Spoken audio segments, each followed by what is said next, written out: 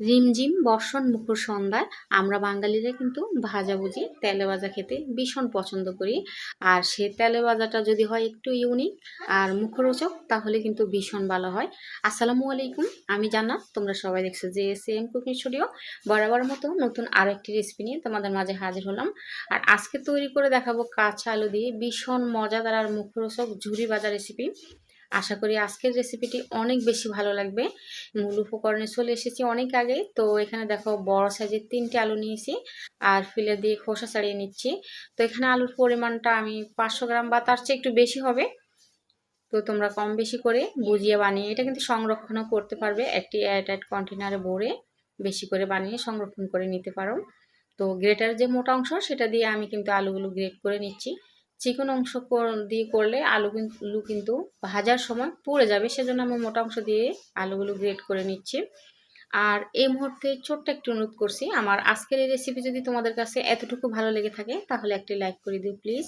তোমার একটি লাইক আমার এই রেসিপিটা অন্যদের কাছে পৌঁছাতে সাহায্য করবে।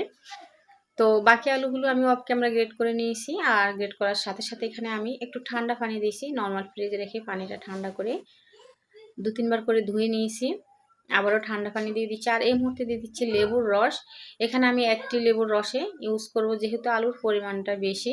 তো প্রথমে অর্ধেক লেবুর রস দিলাম, পরবর্তীতে আরও বাকি অর্ধেক লেবুর রস দিয়েছি। এটা আমি প্রায় 20 মিনিট মতো রেস্টে রেখে নেব, যাতে লেবুর রসটা ভালোভাবে আলুর মধ্যে ঢুকে যায়। তো 20 মিনিট পরে দেখাচ্ছি, আলুগুলো ধুয়ে নিচ্ছি। দেখো কেমন দবদবে সাদা হয়ে গেছে। আর লেবুর রসটা দেওয়ার অবশ্যই চেষ্টা করবে, এতে করে আলুটা নেতিয়ে যাবে না খুব সহজে, এজন্য লেবুর রসটা দেওয়া। এবারে আমি পানি ঝরিয়ে নিয়েছি আলুগুলো ধোয়ার পরে, আর তোয়ালে দিয়ে বাড়তি পানিটা আমি শুকিয়ে নিচ্ছি। তো মোটামুটি শুকিয়ে গেছে, আলুগুলো একদম জড়জড়ো হয়ে গেছে শুকিয়ে। এই অবস্থা আমি প্যানে হাই হিটে তেলটা গরম করে নিয়েছি, আলুর ভুজিয়াগুলো দিয়ে দিচ্ছি। এবারে কিন্তু চুলার আঁচটা আমি মিডিয়াম করে দিয়েছি। আর এই কাজটা কিন্তু একটু ধৈর্য ধরে করতে হবে। আর আমরা যখন ঝুরি ভাজাটা করব, আলুর ঝুরি ভাজাটা, তখন কিন্তু নাড়া বন্ধ করা যাবে না, অনবরত নাড়তে হবে। তা না হলে নিচ থেকে পুড়ে যাবে আলুর ভুজিয়াটা, ঝুরি ভাজাটা সরি। তো আমি কিন্তু এই আলুর ঝুরি ভাজাটাকে 2 ধাপে ভেজে নিব। প্রথম ধাপে ভাজা হয়ে গেছে, তো তুলে নিচ্ছি। এবার একই তেলে আমি এখানে আরও কিছু উপকরণ ভেজে নিব। তো প্রথমে দিয়ে দিচ্ছি 1 মুঠ পরিমাণে চিনেবাদাম। এতে করে যে ঝুরি ভাজাটা, এটার টেস্টটা কিন্তু দ্বিগুণ হবে। বাদামগুলো ভাজা হয়ে গেছে। এবারে আমি আবারও 1 মুঠ মতো মশারির ডাল নিচ্ছি। তো মশারির ডালটা ভাজার সময় একটু সতর্কতা অবলম্বন করতে হবে। মশারির ডালটাকে যদি অনবরত আমরা চাটনির মধ্যে তেলে ধরে রাখি তেলের মধ্যে, তাহলে কিন্তু মশারির ডালটা পুড়ে যাবে, ভাজাটা হবে না, আর অনেক বেশি শক্ত হয়ে যাবে। সেজন্য করতে হবে কি, বারবার চাটনিটা উঠিয়ে আবার দিতে হবে। এভাবে করে ডালগুলো ভেজে নিতে হবে। ভাজা হয়ে গেছে। এবারে দ্বিতীয় ধাপেও আলুগুলো আমি ভেজে নিয়েছি, ঝুরি ভাজাগুলো ভাজা হয়ে গেছে। এবারে একটি প্লেটে আমি যে আলুর ঝুরি ভাজা আছে সেটা আমি পরিবেশন করে নিচ্ছি। এখানে এটাকে মুখরোচক করার জন্য কিছুটা মশলা ব্যবহার করব। তো ঝুরি ভাজাগুলো আমি প্লেটে ছড়িয়ে দিচ্ছি।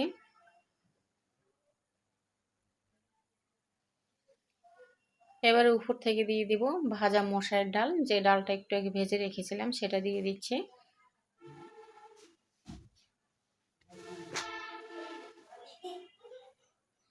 এটা ভীষণ মজাদার এই আলুর ঝুরি ভাজাটা, কাঁচা আলুর ঝুরি ভাজাটা।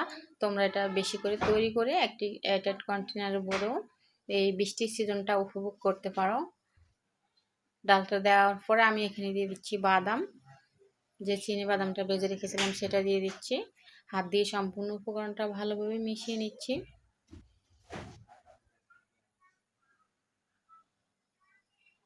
এবারে দিয়ে দিচ্ছি মুখরোচক করার জন্য একটু লবণ, নর্মাল লবণ।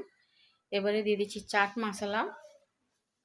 সংগ্রহে যদি চাট মশলা না থাকে সেক্ষেত্রে কিন্তু তোমরা ভাজা জিরে গুঁড়ো, ভাজা ধনে গুঁড়ো, মরিচ গুঁড়ো, লবণ মিশিয়ে খুব সহজে চাট মশলাটা তৈরি করতে পারো।